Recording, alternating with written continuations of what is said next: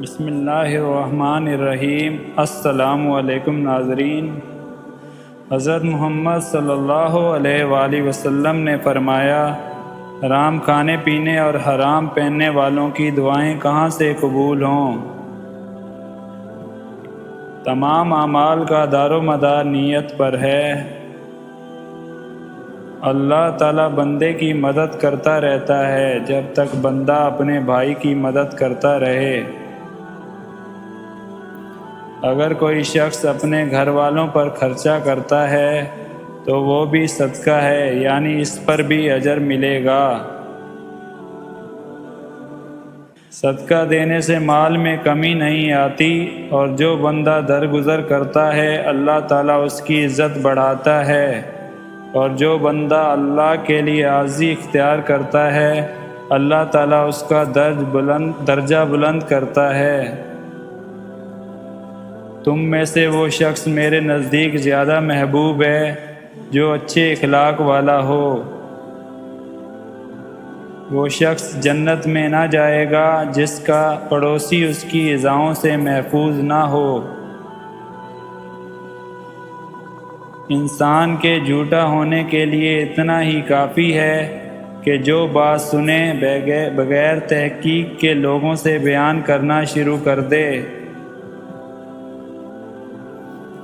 اگر کوئی شخص روزہ رکھ کر بھی جھوٹ بولنا اور اس پر عمل کرنا نہیں چھوڑتا تو اللہ تعالیٰ کو اس کی کوئی ضرورت نہیں کہ وہ اپنا کھانا پینا چھوڑ دے۔ دنیا میں ایسے رہو جیسے کوئی مسافر یا راہ گزر رہتا ہے۔ رشتہ توڑنے والا جنت میں نہیں جائے گا۔ چغل خور جنت میں نہیں جائے گا۔ ظلم قیامت کے روز اندھیروں کی صورت میں ہوگا۔ اللہ اس شخص پر رحم نہیں کرتا جو لوگوں پر رحم نہیں کرتا۔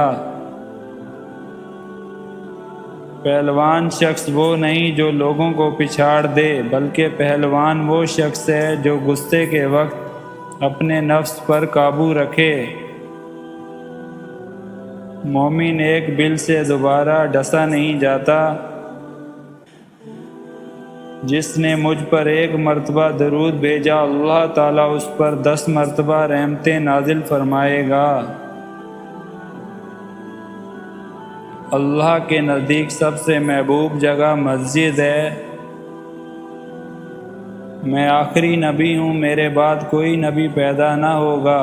پاک رہنا آدھا ایمان ہے۔ اللہ کے نزدیک سب عملوں میں وہ عمل زیادہ محبوب ہے جو دائمی ہو اگرچہ تھوڑا ہو۔ تم میں سب سے بہتر شخص وہ ہے جو قرآن کریم سیکھے اور سکھائے۔ 7 ہلاک کرنے والے گناہوں سے بچو۔ صحابہ کرام نے عرض کیا، یا رسول اللہ صلی اللہ علیہ وآلہ وسلم، وہ 7 بڑے گناہ کون سے ہیں؟ حضور اکرم صلی اللہ علیہ وآلہ وسلم نے ارشاد فرمایا، شرک، جادو کرنا، کسی شخص کو ناحق قتل کرنا، سود کھانا، یتیم کے مال کو ہڑپنا، میدان جنگ سے بھاگنا، پاک دامن عورتوں پر تہمت لگانا۔ کبیرہ گناہ اللہ کے ساتھ کسی کو شریک ٹھہرانا، والدین کی نافرمانی کرنا، کسی کو بے گناہ قتل کرنا اور جھوٹی شہادت دینا۔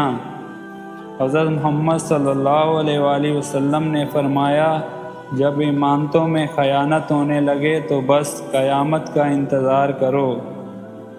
جزاک اللہ۔